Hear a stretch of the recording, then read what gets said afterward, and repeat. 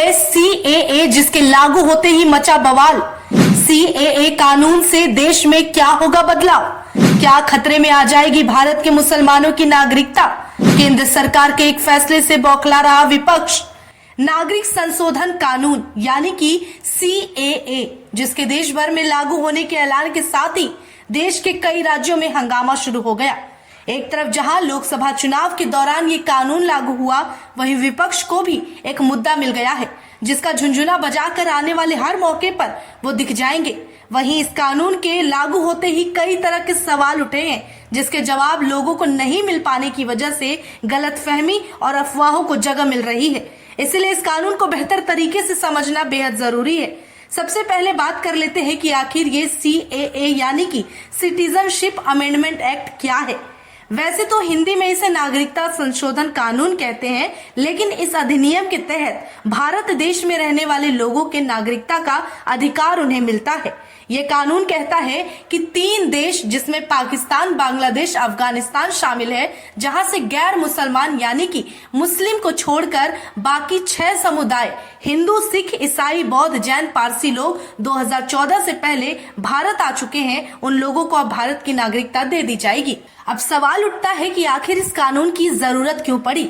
विशेष करके ये वैसे लोगों के लिए है जो इन 3 देश अफगानिस्तान, पाकिस्तान और बांग्लादेश में खुद को पीड़ित समझते हैं, या फिर उन्हें वहां आम जनजीवन व्यतीत करने में परेशानी का सामना करना पड़ रहा है। वो लोग अपना देश छोड़कर और भारत में आ गए। भारत में एंट्री करने के लिए उन्होंने कई बार गलत तरीके यानी कि अवैध तरीके का इस्तेमाल किया, लेकिन यहाँ आने के बावजूद भी आधिकारिक तौर पर वो भारत के नागरिक नहीं बन पाए। लेकिन सीएए कानून ये अधिकार दे चुका है कि अब वो लोग भी भारत के नागरिक कहलाएंगे। यानी कि इस कानून के तहत उन बाहर 3 देशों से आए शरणार्थी को नागरिकता देने की बात की गई है। हालांकि इसमें 3 देशों से आने वाले मुसलमान के लिए ऐसा कोई प्रावधान नहीं है। अब सवाल है कि जिसे लेकर बेवजह की गलतफहमी बढ़ाई जा रही है, वो ये कि सीएए कानून लागू होने से देश के मुसलमान को दिक्कत आएगी और उनकी नागरिकता पर आंच आएगी। हालांकि उनसे उनकी नागरिकता कोई नहीं छीन पाएगा, बल्कि ये उनसे जुड़ा मामला ही नहीं है। अब एक नजर डालते हैं विपक्ष की सीएए यानी कि सीएए पर टिप्पणी और बयानबाजी की।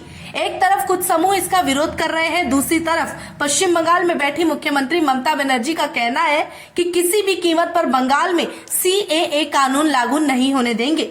केंद्र सरकार ने चुनाव से ठीक पहले एक कानून लाकर और अपने वोट बैंक के राजनीति को चमकाने का काम किया है, ये विपक्ष आरोप लगा रही है। सवाल ये भी उठ रहे हैं कि जब 2019 में ये बिल पारित हो गया था, तो इसे लागू करने में इतना वक्त क्यों लगाया गया। हालांकि प्रधानमंत्री मोदी के इससे पहले 2019 से 24 तक के कार्यकाल में मौजूद 3 संकल्प में बाकी 2 370 और राम मंदिर का संकल्प पूरा किया गया और आखिर में सीएए पर काम किया गया, जिसे इस वक्त सही समझकर लागू किया गया है।